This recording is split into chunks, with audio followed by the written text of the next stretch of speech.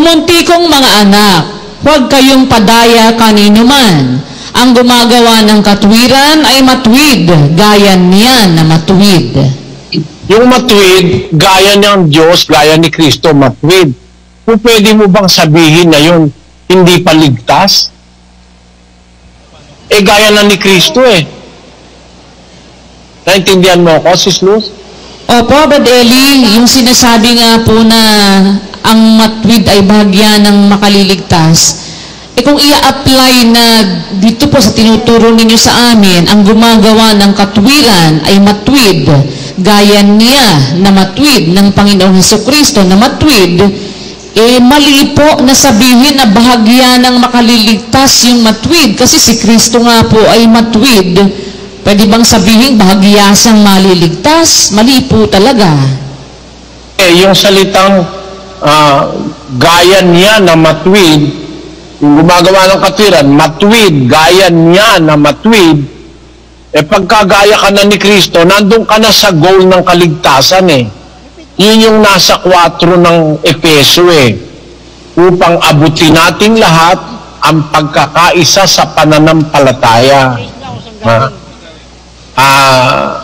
Ang pagkakilala sa anak ng Diyos hanggang sa lubos na paglaki ng tao, hanggang sa sukat ng pangangatawa ng kapuspusan ni Kristo. Pagka nagaya mo na yung Kristo sa estado ng pagiging matuwid, yun ang hangganan ng Sis Luz, naintindihan mo ako?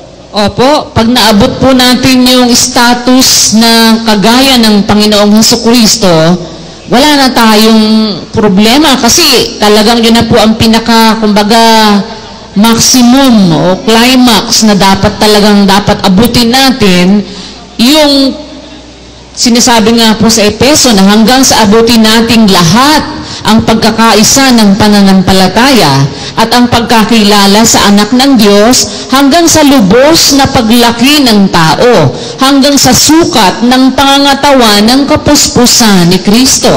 Kaya pag naabot mo yung pagiging matuwid ni Kristo, puspos na yun Opo. Puspos na yun. Para ngayon sabihin natin, pag ang matuwid hindi pa maliligtas, pupunta ngayon tayo dun sa Apokalipsis na ang matuwid dapat magpakatuwid pa, magkakaroon na ng maling interpretasyon dun sa Apokalipsis. Para wag yan tayong magkamali, sundan natin ngayon ang diwa ng Biblia, mga kapatid. Basahin mo yung Ecclesiastes 7:16. Huwag kang lubhang magpakamatuwid, ni huwag kang lubhang magpakapantas. Bakit? Nakita mo yon? Opo, sabi, huwag kang lubhang magpakamatuwid, ni huwag ka mang lubhang magpakapantas. Bakit sisirain mo ang iyong sarili? Kasiraan ng sarili ng tao yung lubhang magpapakamatwid Alam mo, sa iglesia, marami akong nakitang ganung mga tao Hindi marunong umunawa. Akala niya matuwid na matuwid siya, pipilit niya yung kanya. Hindi mo na mababali. Samantalang ang Diyos mismo, nagpaparaya ang Diyos Sis Luz Opo. Umuunawa ang Panginoon Diyos meron tao hindi nga nakapagmakatwid Yung magnanakaw nga hindi nga nagpakamatwid yun Noong oras lang na yun siya tinanggap, paano magpapakamatwid yun? Pero pupunta ng paraiso. Di ba? Pinangakuan ng paraiso wala naman chance magpakamatwid Noon niya lang tinanggap si Kristo, yung oras na yun, mamamatay na sila pareho Tama. Tatandaan mo, dalawa silang nung umpisa, pinako sila, 3 sila. Si Kristo sa gitna, 2 magnanakaw sa kabila at saka sa kabila. Nung umpisa, inaalipusta siya pareho ng 2. Kung ikaw ang Kristo, magkalag ka dyan, ligtas mo kami. Kung ikaw ang anak ng Diyos, bumaba ka dyan, ligtas mo kami. 2 silang nag-aano kay Kristo, minumura siya, 27:44. At At minumura din naman siya ng mga tulisang kasama niyang nangapapako sa krus. Noong umpisa, dalawa silang nagmumura kay Kristo eh. Pero nung bandang huli, nag-o-observe yung isa, nakita niya wala palang kasalanan talaga si Kristo. Nakita niya yung pagdidilim ng langit, nakita niya yung mga nangyayari sa krus. Sabi niya dun sabi nung isa, "Hoy," sabi nung isa, "kung ikaw ay anak ng Diyos," sabi nung isa, "kung ikaw ang Kristo, iligtas mo ang iyong sarili at kami." Sumagot ngayon siya. Sabi niya, "Hindi ka pa baga natatakot sa Diyos? Malapit na kasi silang mamatay nitong oras na to eh. Yamang ikaw ay nasa gayon ding kaparusahan, tayo sa katotohanan ay ayon sa katwiran, sapagkat tinanggap natin ang nararapat na kabayaran sa ating mga gawa. Datapot ang taong ito hindi gumawa ng anumang masama." At sinabi niya, "Jesus, alalahanin mo ako pagdating mo sa iyong kaharian." Sinabi niya sa kanya, "Katotohanang sinasabi ko sa iyo, ngayon ay kakasamahin kita sa paraiso."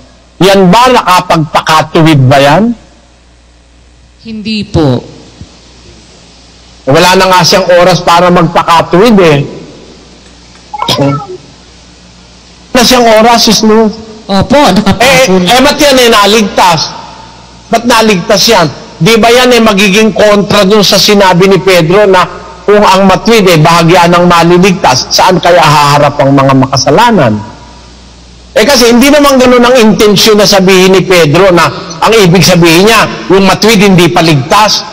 Hindi. Nagbibigay lang siya ng paduda. Nanggaling yan dun sa 4:17 na dumating na ang pasimula ng paghukom sa bahay ng Diyos. Kung mauna sa atin, hindi naman mauna sa atin yung tagalabas eh. Mauna nga tayo eh. Kasi kung tayo hinahatulan ng Panginoon, pinarurusahan niya tayo upang wag tayong mahatulang kasama ng sanlibutan. Kaya inuuna niya na yung paghatol sa atin. Sa atin manggagaling ang hatol eh, Sis Luce. Tanong mo sa akin bakit? Bakit po? Sa Israel galing ang hatol eh, para ang mga hintil maging dapat eh. Tanda mo yung hiwagang niliwanag ni kapatid na Daniel kanina? Opo, yung puno ng olibo. Oo. Nanggaling ang hatol ng Diyos doon sa mismong bayan niya. Doon nag-uumpisa ang paghatol sa bayan niya di yung mga Israelita matigas ang bungo. Pinagpuputol niya sa kaugnayan sa puno ng olibo. Ngayon, nakita niya itong mga hintil sumasampalataya, iniugnay niya sa punong olibo. Ngayon, nung maugnay na yung mga hintil, dahil dun ang nanggaling yung hatol niya na pwedeng matanggap ang mga hintil, nanggaling yon dun sa pagkaputol niya dun sa mga Israel. Sabi niya, pumasok ang kapunuan sa mga hintil. Tama? Tama po. Kaya niya, yung mga Israelita, kaya niya pinutol sa kawalan ng pananampalataya, sa katigasan ng ulo. Nakita niya mga hintil, sumasampalataya, iniugnay niya. Ngayon, sabi niya sa mga hintil, ikaw, hindi ka talaga sa kaugnay sa punong ulibo, galing ka sa ulibong ligaw. Dahil sa pananampalataya mo, nakasanib ka. Huwag ka magpalalo. Kasi kung pinutol ng Diyos yung talagang sanga at isinanib ka laban sa kaugalian, pagka ikaw ay nagpalalo, puputulin ka rin. Diba? At kung sila naman, kung hindi sila mananatili sa hindi pananampalataya, makapangyarihan ng Diyos para maisanib sila uli. Ibig sabihin, yung habag ng Diyos naukol sa mga hintil nang galing sa Israel. Nag-umpisa ang hatol niya sa Israel. Inatulan niya sila para maging fair. Kasi yung hustisya niya, pagka lumalabag ka talaga, dapat parusahan ka. Hinatulan niya, pinarusahan, pinutol sila. Ngayon, itong hintil ngayon, naugnay na dahil sa pananampalataya. Sinabihan naman itong mga hintil, huwag ka namang magpalalo. Nakakita siya ng mga nagpapalalo sa mga hintil. Alam mo, yung sa Korinton, sabi ng Biblia, nasabi ni Pablo, meron sa inyong pakikiapid na ang ganyang pakikiapid wala kahit sa mga hintil. Oh. Nakaalam na ng aral gumagawa pa rin ng masama, kailangan ang mga taong ito'y mapatawad ng Diyos o mabigyan ng pagkakataon, sinasayang yung pagkakataon nila na i-realize na ng Diyos na ang justisya niya dapat ilapat niya. Kung binigyan ko pagkakataon itong mga hintil, dapat bigyan ko rin ng pagkakataon itong mga Israel na talagang bayan niya. Di ba, Sis Luz, Naging patas ngayon, di ba? Naging patas. Maliligtas yung Israel, maliligtas yung hintil. Yun ang hiwaga ng pag-ibig ng Diyos sa tao para maligtas. Ngayon, ang sabi ni San Pedro ganito, sa unang Pedro 3:9, ikalawang Pedro 3:9. Hindi mapagpaliban ang Panginoon tungkol sa kanyang pangako, na gaya ng pagpapalibang ipinalalagay ng iba, kundi mapagpahinuhod sa inyo, na hindi niya ibig na sino man ay mapahamak, kundi ang lahat ay magsipagsisi. Gusto ng Diyos, walang mapahamak, lahat magsisi. Paano yun? 3:15. At inyong ariin na ang pagpapahinuhod ng ating Panginoon ay pagliligtas. Sabi ni Pedro, ariin nyo na ang pagpapahinuhod ng ating Panginoon ay pagliligtas. Yung palang nagpapahinuhod ang Diyos, hindi siya agad humahatol, hindi siya agad nagpaparusa. Pagliligtas pala yun It's an act of salvation Habang hindi ka pa niya hinahatulan, habang hindi ka pa niya pinagtitiisan ka pa niya, gusto ng Diyos na mailigtas ka. Kaya naghihintay siyang magsisi Yung salitang pagpapahinuhod dyan, long suffering. Nagpapaumanhin siya ng matagal na panahon. Nagtitiis siya ng matagal na panahon. Long suffering ang tawag sa English. Tinranslate sa Tagalog, pagpapahinuhod, medyo malayo. Pero sa English at saka sa Grego, ang macrotomia ay ang kahulugan longanimity. No? Ibig sabihin nun mahabang pagtitiis. Yun. Yung palang pagpapahinuhod o mahabang pagtitiis ng Diyos, pagliligtas pala yun. Ngayon, ano ang punto ko, kapatid na Luz, Doon sa mga kapatid na matutuwid, para sabihin mo na yung matuwid bahagya ng maliligtas. No? Bigyan mo ng interpretasyon na para ang matuwid ay maligtas magpakatuwid pa. Na by implication lalagpasan nila yung pagiging matuwid. Maling interpretasyon yon.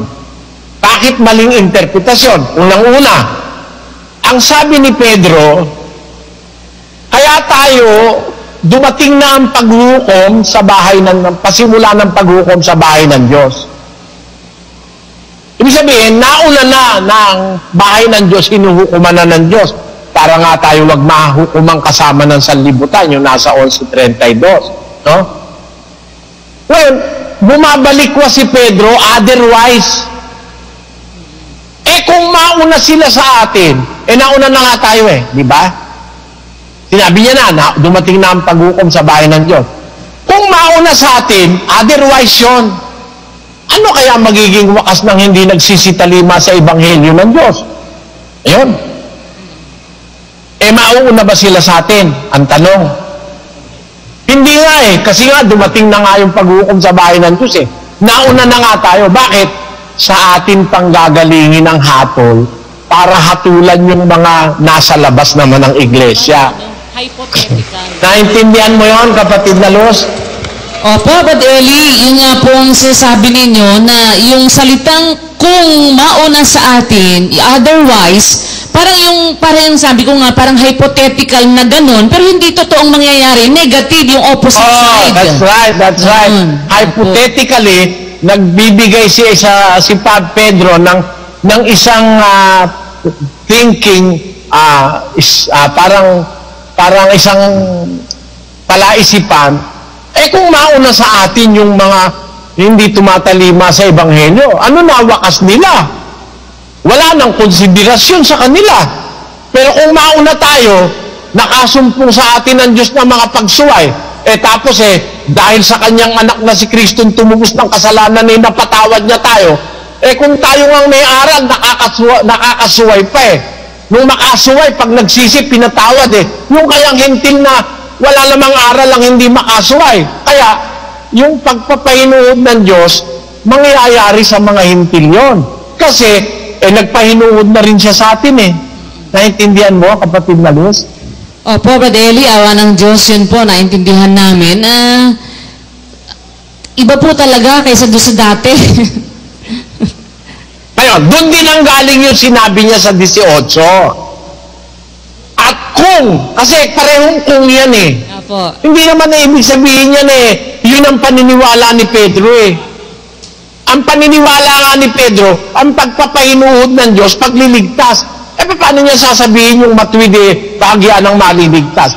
Yung kung diyan, nanggaling din doon sa unang kung mauna sila sa atin. Saan haharap yung hindi nagsisitalima sa Ebanghelyo? At kung ang matwid bahagya ng makakaligtas, yung mga makasalanan, may maliligtas pa ba ron? Wala na. Pero para maligtas yon, inuna ng Diyos ang paghukom sa bahay ng Diyos. Para kung magpatawad siya sa kanyang bahay, ang pagpapatawad na yun, mai-apply niya rin sa labas ng kanyang bahay. Ang kahulugan nung magpaabanal pa, manatili ka na dun sa naabot mo. Ituloy-tuloy mo na yung Ebanghelyo na sa inyo aking pinangarap. Inyo naman tinanggap. Inyo naman pinananatilihan. Sa pamamagitan naman ito'y ligtas kayo. Kita mo? Hindi naman kailangan lagpasan mo yun Yung Ebanghelyo na inyo sa akin inyong tinanggap, na siya naman ninyong pinananatilihan. Sa pamamagitan naman ito'y ligtas kayo. Kung matiyagaan yung ingatan ang mga salitang ipinangaral ko sa inyo, maliban na kung magsisampalataya kayo ng walang kabuluhan. Naintindihan mo, Sis Luz? Opo, amen. Awa ng Diyos, naintindihan po namin. Yun, ang pagpapakabanal, pananatili dun sa natutuhan mo. Hindi para sumobra ka dun sa natutuhan mo. Tama ba yun, Sis Luz? Amen po. Ang ating tanong ganito. Ano ibig sabihin kung nauunawa natin yung sukat na eksakto ng kahulugan ng salita ng Diyos? May eksaktong kahulugan ng salita ng Diyos Kung nauunawa natin yung sukat nun, yung eksaktong sukat, ano ba ibig sabihin nun, Sis Luz? Ano po? Basahin mo yung 3:34 ng Juan. Sapagkat ang sinugo ng Diyos ay nagsasalita ng mga salita ng Diyos, sapagkat hindi niya binigyang sukat ang Espiritu sa Kanya. Ang sugo ng Diyos, walang sukat ang Espiritu ng Diyos sa Kanya. Opo. Dahil dun sa walang sukat ang Espiritu ng Diyos sa Kanya, nakukuha niya yung sukat ng mga bagay ng salita ng Diyos. Opo. Ganito, para maintindihan mo. Yung lamesa may sukat. No? Opo. Yung ipapanukat mo para makagawa ka ng lamesa, dapat mas mahaba yung sukat mo kaysa sa sukat ng lamesa. Amen po. Halimbawa, ang sabi, ang sukat ay 1 metro't kalahati. Dapat ang ipang metro mo, mahigit sa 1 metro't kalahati. Pagka 1 metro ay pinansukat mo, mahirapan ka.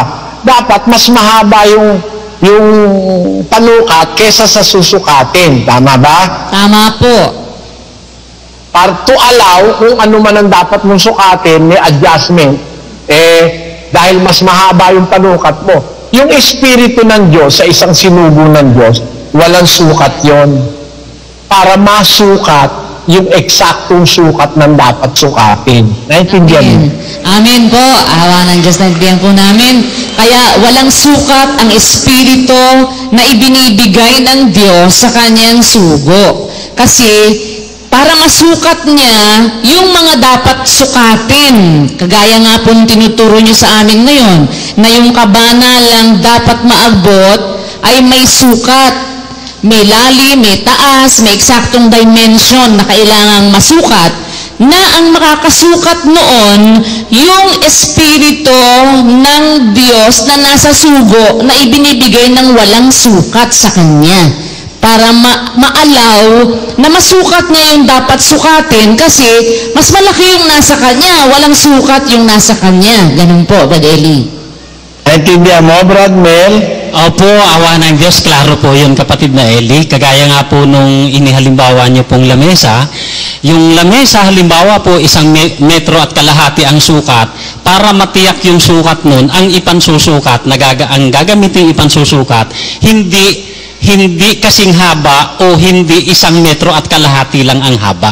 Dapat po, mas higit sa 1 metro at kalahati ang haba para masukat yung lamesa na gagawin ang haba ay 1 metro at kalahati po, kapatid na Eli. Ganun po. Alam mo, may hula sa Biblia, sisters, 29-24 ng Isaías. Sila namang nangamamali sa diwa ay darating sa pagkaunawa, at silang mga mapag-upasala ay mga tututo ng aral. O yan, di ba hula yan, ano? Opo. Salita ng Diyos yan, tama? Tama po. Meron bang kinauukulan yan, Sis Luz? Opo. Alam mo ba ang kasama ka dyan? Ay, salamat sa Diyos. Kasama po kami. Di ba nakakaunawa ka? Opo. Nakikita mo, pag nakaunawa ka, nakikita mo yung dating mali. Opo. Wala man ang ating pangalan sa Biblia, pero yung ating pagkatao sa nangyayari, nandun sa Biblia. Amen. Tama ba yun? Tama po. Kaya mo yung 8-7 ng makna sa Ganito ang sabi ng Panginoon ng mga hukbo. Narito, aking ililigtas ang aking bayan sa lupaing silanganan at sa lupaing kalumuran. Sa lupaing silanganan, kasama mga Pilipino dyan. Amen. Tama? Tama po. Wala nakalagay dyan Pilipino yan, pero tiyak na tiyak ko kasama Pilipino dyan. Nasa silanganan ng Pilipino eh. May Singaporean dyan. Tama? Tama po. May taga-Hong Kong dyan. Tama po. May Chinese dyan. Opo. Walang pangalan dyan ng Patse. Wala dyan sa Biblia. Opo. Pero kasama ba si kapatid na ng Patse dyan? Kasama po siya. Alam mo kung bakit? Bakit po? Basahin mo ang ang 4:3 ng Pilipos. Oo, ipinamamanhi ko rin naman sa iyo, tapat na kasama sa pagtulong, na iyong tulungan ang mga babaeng ito, sapagkat sila'y nangagpagal na kasama ko sa Ebanghelyo, at kasama rin naman ni Clemente at ng ibang aking mga kamanggagawa, na ang kanilang pangalan ay nanga sa aklat ng buhay. Ayun, ang pangalan nila nasa aklat ng buhay. Kaya kahit wala tayong pangalan sa Biblia, pangalan naman tayo sa aklat ng buhay, nasa Biblia naman yung ating person eh. Taga-silanganan tayo. Sabi niya, ililigtas niya yung kanyang bayan sa silanganan, kasama ka ron, Sis Luz. Kasama po tayo doon. Salamat sa Diyos. Ngayon, ililigtas niya rin yung kanyang bayan sa kalunuran, sa silanganan, tapos sa kalunuran, kasama na ron si mga kapatid natin sa Latin America. Tama ba yon? Tama po. At saka sa Amerika. Kasama na yon. Di ba? Opo. Wala ang pangalan natin. Pero pag natutupad yung hula, natutupad yun sa ating person, Sis Luz. Amen po. Ayun. Ang ibig sabihin, ito ang ating person ngayon. 24, 21, 22 ng Mateo. Sapagkat kung magkagayoy, magkakaroon ng malaking kapighatian, na ang gayoy di pa nangyayari buhat sa pasimula ng sanglibutan hanggang ngayon. at ni hindi na mangyayari kailanman. At malibang paikliin ang mga araw na yaon ay walang lamang makaliligtas, datapwat dahil sa mga hirang ay paiikliin ang mga araw na yaon. Ang tawag sa Biblia, Sis Luz, nakita mo, dahil sa mga hirang. Hirang, walang pangalan. Pero nasa aklat ng buhay ang pangalan nila. Ang tawag sa kanila ng Biblia, mga hirang. Kasi kung isa-isang ilalagay ang pangalan, kakapal masyado ang Biblia. Sinabi na lang ni Kristo, yung mga hirang. May hirang ba sa panahon ng kawakasan, Sis Luz? Meron po. At yung mga hirang na yon, dating marurumi yun.